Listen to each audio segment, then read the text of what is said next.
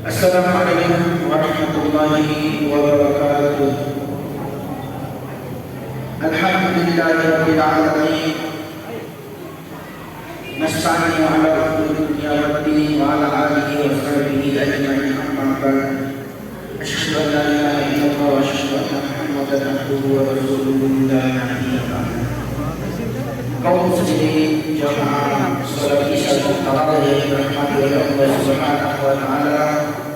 Puji dan syukur kita panjatkan kepada Allah Subhanahu wa taala yang telah memberikan kita nikmat iman Islam, kesehatan dan kesempatan sehingga sampai pada hari ini kita masih bisa memenuhi kewajiban kita, yaitu menjalankan puasa dan menjalankan perintah-perintah Allah yang lain. Salawat dan salam semoga tetap tercurah ke junjungan Nabi kita Nabi Muhammad sallallahu alaihi wasallam sebagai panutan dalam hidup kita sampai akhir hayat hidup kita. Kaum muslimin jamaah salat Isya dan tarawih yang dirahmati oleh Allah Subhanahu wa taala, berangkat dari sebuah ayat di dalam surat Al-Baqarah ayat 185, Syahrul Ramadan alladzi unzila fihi al-Qur'an hudan lin-nasi wa bayyinatin minal huda wal furqan. Artinya pada bulan Ramadan ini Allah Subhanahu wa taala menurunkan Al-Qur'an sebagai petunjuk bagi manusia dan sebagai pembeda antara yang hak dan yang batil.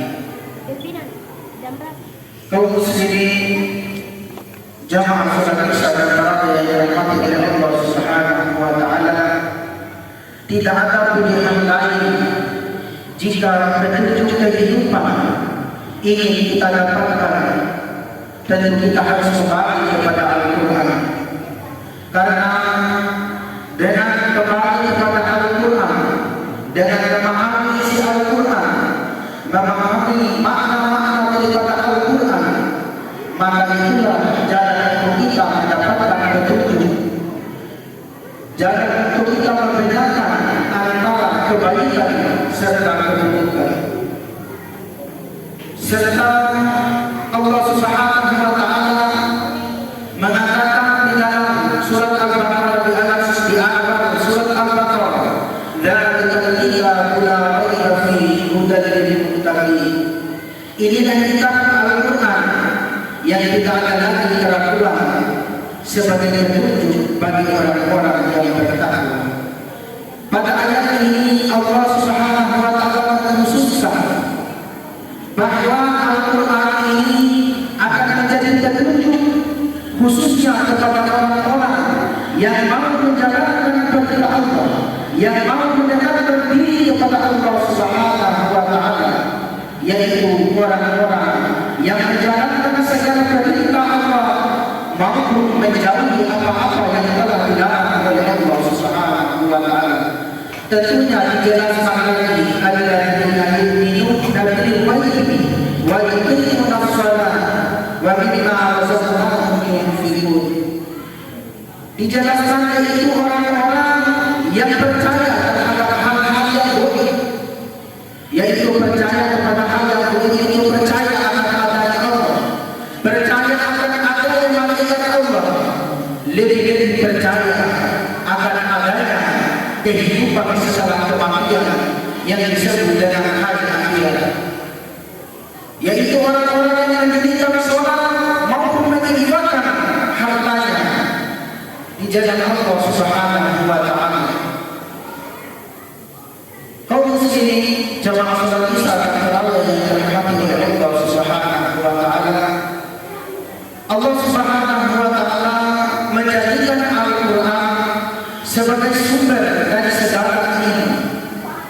Bahkan kalau kita membaca sejarahnya, orang-orang barat yang dulunya itu mereka mempelajari Al-Quran, bahkan ilmu pengetahuan tentang ilmu kesehatan yang dimana sebagai ilmu silat yang sebagai bapak kesehatan yang pertama kali yang dia adalah seorang penghafal Al-Quran dan mengalami ilmu kesehatan di dalam Al-Quran.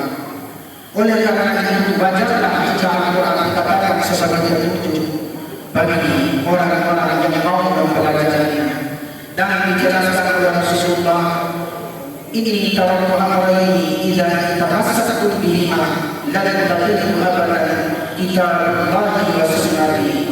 Kata Rasulullah, hanya ada dua perkara yang aku tinggalkan. Jika kalian mau mengikutinya, kalian tidak akan tersesat selama-lamanya, yaitu kitab Al-Quran maupun mengikuti sunnah-sunnahku. Oleh karena itu, pada kesempatan ini, marilah kita menjadikan Al-Quran sebagai sumber pembelajaran bagi kita umat Islam, serta petunjuk Rasulullah sebagai jalan keselamatan bagi kita sebagai umatnya. Kaum muslimin rahimahumullah, mungkin itu kultur singkat yang dapat saya sampaikan. Mudah-mudahan ada manfaatnya bagi kita sekalian. Akhirul kalam wa billahi taufiq.